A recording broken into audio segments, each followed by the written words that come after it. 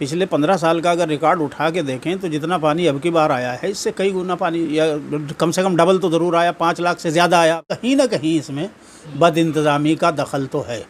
उस नहर का पानी बंद करके, वो नहर सूखी पड़ी है, उस नहर का पानी बंद करके सारा जमुना में छोड़ के इधर जो है दिल्ली को डुबाया है। इसलिए कह रहा हूँ कि मेरी वो सारी चश्मदीदे में हर चीज़ को वहाँ की देखे हुआ हूँ। तमाम ये दोनों तीनों ज़िले जो है बाढ़ से डूब जाएंगे, तबाही मच जाएगी वहाँ भी।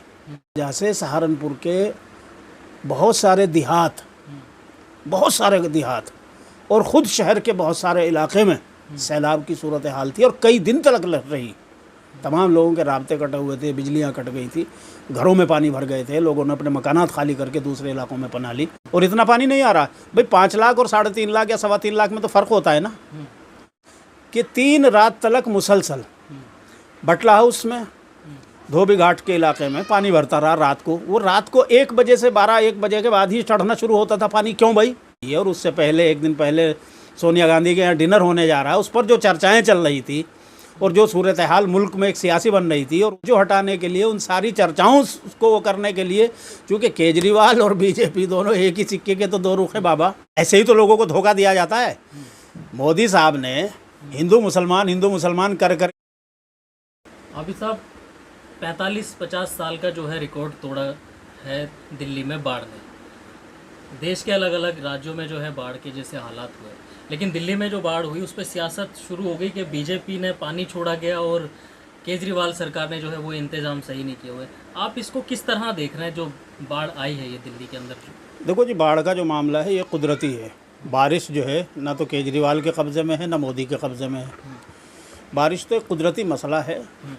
कुदरत ने बारिश बरसाई, पहाड़ों में बारिश ज़्यादा हुई, उत्तराखंड में, हिमाचल में, उत्तर प्रदेश में, पश्चिमी उत्तर प्रदेश में बारिश ज़्यादा हुई, पानी ज़्यादा आया, लेकिन इतना ज़्यादा भी नहीं आया। पिछले 15 साल का अगर रिकॉर्ड उठा के देखें तो जितना पानी अब की बार आया है इससे कई गुना पानी, या कम से कम डबल तो ज़रूर आया। 5 लाख से ज़्यादा आया। अब की बार तो 3-3.5 लाख क्यूसिक तक पानी आया है। 5 लाख क्यूसिक से ज़्यादा पानी आया है पहले। लेकिन जब भी इस तरह से बाढ़ नहीं आई पूरी दिल्ली में, तो कहीं ना कहीं इसमें बदइंतज़ामी का दखल तो है। और बाद लोगों ने जब शुरू में शोर मचाया तो उसमें जो ये कहा गया कि साहब हो चुके ताजे वाला पुल है, जिसको लांडा पुल भी कहते हैं वहाँ पर लोग, कि साहब ताजे वाला पुल से जो है सहारनपुर की तरफ जाने वाली जो नहर है, उस नहर का पानी बंद करके, वो नहर सूखी पड़ी है, उस नहर का पानी बंद करके सारा जमुना में छोड़ के इधर जो है दिल्ली को डुबाया है। लेकिन लोगों को शायद ये बात नहीं मालूम है कि सहारनपुर को जाने वाली जो नहर है वहाँ से, ये बात मैं इसलिए कह रहा हूँ कि मेरी वो सारी चश्मदीदे में हर चीज़ को वहाँ की देखे हुआ हूँ, वो सारी सूरत हाल मेरी देखी हुई है।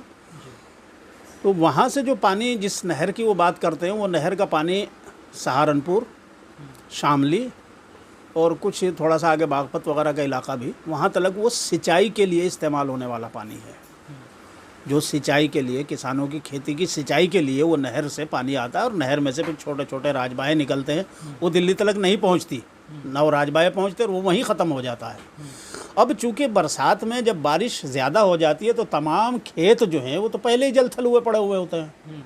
तो जब सारे खेत भरे हुए होते हैं अपनी बारिश की वजह से, बारिश के पानी की वजह से, तो जब वहाँ जलथल हुआ पड़ा हुआ है, तो अब अगर पीछे से ताजे वाला पुल से उस नहर में पानी और ज़्यादा छोड़ दिया जाए तो राजबाहों में पानी तो जाएगा नहीं, और अगर राजबाहों में भी छोड़ेंगे और वो सारा होकर के, तो तमाम ये दोनों तीनों ज़िले जो है बाढ़ से डूब जाएंगे, तबाही मच जाएगी वहाँ भी।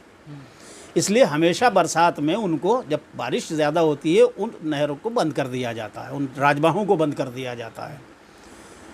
नहीं तो फसलें भी तबाह हो जाएंगी और गाँव, आबादियाँ, बस्तियाँ भी तबाह हो जाएंगी किसानों की। हमेशा का ये मामूल होता है। तो इन लोगों को शायद इस बात की खबर नहीं है कि ये इंतज़ाम के तहत ऐसा होता है। ये जो है उसी को इशू बना रहे हैं कि साहब उसमें नहीं बढ़ा। अच्छा, दूसरी तरफ अब की बार बारिश में जो हुआ है, उस नहर के बंद होने के बावजूद वहाँ जो दूसरी नदियाँ हैं लोकल में, जो आगे शिवालिक की पहाड़ियों से निकल के आती हैं, पाँव धोई नदी है जो शहर के बीच में से आती है, डमोला नदी है वो भी शहर के बीच में से गुजरती है सहारनपुर के, उन नदियों के पानी की वजह से सहारनपुर के बहुत सारे देहात और ख़ुद शहर के बहुत सारे इलाके में सैलाब की सूरत हाल थी और कई दिन तक रही। तमाम लोगों के राब्ते कटे हुए थे, बिजलियां कट गई थी, घरों में पानी भर गए थे, लोगों ने अपने मकानात खाली करके दूसरे इलाकों में पनाह ली। तो ऐसी सूरत में अगर वो पानी और छोड़ दिया जाता तो मुझे बताइए कि शहर सहारनपुर से लेकर के सारा इधर आगे तलक का ये सारे इलाके ये डूबते या बचते। तो जो लोग इस तरह का ये प्रोपेगेंडा करते हैं कि साहब वहाँ से जो है वो मनसूबाबंद तरीके से दिल्ली को डुबाने के लिए नहीं, बल्कि उन इलाकों को बचाने के लिए जो हमेशा से जिस तरह से एक इंतज़ाम होता है, बिल्कुल वैसा ही इंतज़ाम के तहत जो है थोड़ा थोड़ा करके पानी उसमें आ रहा है। और इतना पानी नहीं आ रहा भाई, 5 लाख और 3.5 लाख या 3.25 लाख में तो फ़र्क होता है ना, कम है ना 3.25 और 3 लाख, तो 5 लाख ज़्यादा होता है। 5 लाख प्लस भेजा गया है पहले पानी, एक बार नहीं 2 बार ऐसा हुआ है। अब से 5-7 साल पहले भी हुआ था और उससे पहले भी हुआ था। तो ऐसी सूरत में ये कहना कि साहब ये तो दिल्ली, हाँ दिल्ली को डुबाने की साजिश मुझे यहाँ ज़रूर नज़र आती है। अब मैं आपसे कहूँ कि 3 रात तलक मुसलसल बटला हाउस में, धोबी घाट के इलाके में पानी भरता रहा रात को। वो रात को 1 बजे से 12-1 बजे के बाद ही चढ़ना शुरू होता था पानी। क्यों भाई? क्या पानी को जो है किसी ने सीख दे रखी थी पहले से कि भाई तुझे रात को इधर चढ़ना है, दिन में उतर जाना है? इसका मतलब ये है कि कहीं ना कहीं से आगे से पानी थोड़ा बहुत बंद किया जाता था कि जहाँ से पानी को रास्ता आगे गुजरने का तंग हो जाए और पानी थोड़ा सा यहाँ रुकना शुरू हो जाए, ताकि यहाँ पर जो है एक पैनिक सिचुएशन पैदा की जाए और एक वो किया जाए। तो हुआ इसी तरह जो है लोहे का पुल डुबाया गया। तो क्या ये मुमकिन नहीं है कि ITO पर इसी तरह से दरवाजे बंद किए गए हों और बंद करके इस तरह से पीछे से पूरी दिल्ली को डुबाया गया हो? तो ये सब सूरत हाल जो है, ये असल में जो मुल्क के अंदर इस वक्त बीजेपी और नरेंद्र मोदी के ख़िलाफ़ एक माहौल बन रहा था और जो चर्चाएं चल रही थी और जो अपोजिशन पार्टियों की बेंगलोर में मीटिंग होने जा रही है और उससे पहले 1 दिन पहले सोनिया गांधी के यहाँ डिनर होने जा रहा है, उस पर जो चर्चाएं चल रही थी और जो सूरत हाल मुल्क में एक सियासी बन रही थी और उधर जो है महाराष्ट्र में जो तोड़फोड़ इन्होंने मचाई थी और उसके नतीजे में जो सूरत हाल पैदा हुई थी, उस पर बीजेपी के ख़िलाफ़ एक ज़बरदस्त माहौल इस मुल्क के तमाम TV चैनलों पर, गोदी मीडिया को छोड़ करके, गोदी मीडिया तो वो सत्ता के इशारों पर ही टुमके लगाता, उसको तो छोड़ दीजिए, लेकिन बाकी तमाम सोशल मीडिया और वैसा मीडिया जो है वो उसमें तमाम में चर्चाएं चल रही थी और बीजेपी की हवा उखड़ रही थी पूरी तरह से। माहौल जो है इनके विपरीत जा रहा था।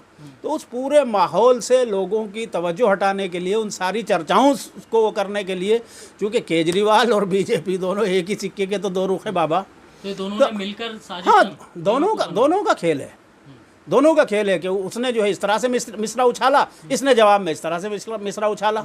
दोनों जो है मुशायरा चला रखा, दोनों ने कवि सम्मेलन चला रखा, उधर से वो एक लाइन फेंकता, उधर से वो एक लाइन फेंकता, ताकि सारे लोगों की तवज्जो उधर से हटके वो सारी चर्चाएं बंद होकर के सारे देश का जो है आंखें और दिमाग सब इधर लगा दिया। लेकिन पिछले 5-6 दिनों से बना रहे ना कि बीजेपी की वजह से। हाँ मैं भाई ऐसे ही तो लोगों को धोखा दिया जाता है। मोदी साहब ने हिंदू मुसलमान कर करके बताइए सारा मुल्क बेच दिया कि नहीं बेच दिया? रेलवे से लेकर के हवाई जहाज़ तलक, हवाई अड्डों तलक और साहब लाल किले तलक और तमाम रेलें तक बेच दी यार, ट्रेनें तक बिक रही हैं। कोई चीज़ ऐसी बची है क्या सरकार के पाले? हर चीज़ बेच दी। और यहाँ जो है यार लोग और भक्त लोगों के प्रोपेगेंडा में लगे हुए हैं कि सब वाह वाह। केजरीवाल भी जो है मतलब इन्हीं के साथ मिले हुए। और क्या है, अब से थोड़ा ही ना है, मैं तो बहुत पहले से जान गया था इस चीज़ को। लेकिन वो तो लगातार मुखालफत कर रहे हैं बीजेपी। मैं तो बहुत पहले से समझ गया था इस चीज़ को। भाई ऐसा है, मुखालफत करके ही तो मुआफ़क़त होती है। आपने ये नहीं देखा कि जहाँ जहाँ बीजेपी के मुकाबले में कांग्रेस मजबूत होती है, उन्हीं जगहों पर जो है आम आदमी पार्टी जाके इलेक्शन लड़ती है और वो जीतती है। पहले दिल्ली के बाद गोवा के बाद पंजाब और गुजरात। तो हर उस जगह पर आम आदमी पार्टी जा कर के बीजेपी की मदद करती है, जहां पर कांग्रेस को ख़त्म करने के लिए या हराने के लिए। चूँकि 2012 के उस सिचुएशन को याद कीजिए जब अन्ना आंदोलन शुरू हुआ था और केजरीवाल साहब जो है उस स्टेज को, उस मंच को संभाले बैठे हुए थे, पूरे को उसको कन्वीनर की हैसियत से एक तरह से कवर कर रहे थे, पूरे को अपने हाथ में लिया हुआ था एडमिनिस्ट्रेशन पूरा।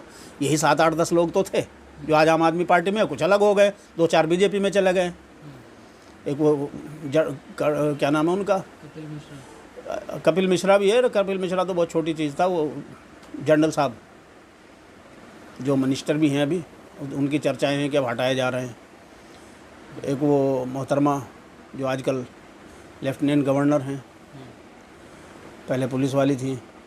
तो इस तरह के लोग जो है, कुछ लोग बीजेपी में चले गए थे, ज़्यादातर लोग जो है आम आदमी पार्टी में हैं, और ये सब वही लोग हैं। तो उस वक़्त चूँकि हालात इस तरह के थे कि कांग्रेस को उखाड़ना बीजेपी के बस की बात नहीं थी, तो आरएसएस ने ये मंसूबा बनाया कि अन्ना को आगे करके और ये सारा जो है आंदोलन करके, जिसमें सारा आरएसएस को झोंक करके उसका खूब प्रचार किया गया मीडिया के ज़रिए और उसके ज़रिए, और करके जो है वो कांग्रेस की हवा उखाड़ करके जो आ गए। लेकिन इस सियासत में गरीब आदमी का तो नुकसान हो रहा है ना अभी। हाँ, तो गरीब आदमी किसके एजेंडे पे? अब जिन इलाकों में बाढ़ आई, अब वहाँ से पानी जो है उतरना शुरू हुआ है, अब बीमारियाँ पैदा होंगी। अब ऐसे में अभी अगर सियासत चलेगी तो कैसे जो है जनता की सेवा हो पाएगी? तो जनता की सेवा के लिए आप ये समझते हैं कि ये पार्टियां जो ये जनता की सेवा के लिए सियासत कर रही हैं? अगर जनता की सेवा के लिए ये सियासत करते तो जनता के 80 करोड़ लोगों को 5 किलो राशन देना पड़ता क्या आज भी? आज़ादी के 75 साल गुजरने के बाद, 76 साल गुजरने के बाद, 76वें साल में चल रहे हैं बाबा, 5 किलो राशन देना पड़ रहा है आज भी 80 करोड़ लोगों को। 80 करोड़ लोग 5 किलो राशन की भीख पर ज़िंदा रहते गए इस मुल्क में, अगर ये सियासतदान और ये पार्टियां आवाम के भले के लिए और आवाम के मफाद के लिए सियासत करते हैं। ये सब अपनी सत्ता के लिए करते हैं। और बीजेपी वाले जो सबसे ज़्यादा नारा लगाया करते थे साहब ईमानदार और उसूल पसंदी और ईमानदारी और मोरलिटी और फलां, सबसे ज़्यादा बेईमान, सबसे ज़्यादा भ्रष्टाचार, सबसे ज़्यादा लूटमार बीजेपी के मौजूदा मोदी हुकूमत में हो रहा है। रिकॉर्ड बेईमानियाँ हो रही हैं, रिकॉर्ड घोटाले और घपले हो रहे हैं जितने 76 साल में कभी नहीं हुए। बस चूँकि मीडिया, गोदी मीडिया उनके कब्ज़े में है, सारा तंत्र उनके कब्ज़े में है, वो हुकूमत में बैठे हुए हैं। जिस दिन वो हुकूमत से हटेंगे उस दिन जो है मियाँ परतें खुलेंगी। जैसे आप कह रहे हैं ना कि सैलाब अभी चल रहा है, सैलाब ख़त्म होगा तो बीमारियाँ सामने आएंगी और फैलेंगी और वो पता चलेगा। तो वैसे ही जब मोदी नाम की बीमारी इस मुल्क से ख़त्म हो जाएगी तो आप उस वक़्त देखिएगा कि किस कदर बीमारियाँ जो हैं वो सामने निकल के आती हैं।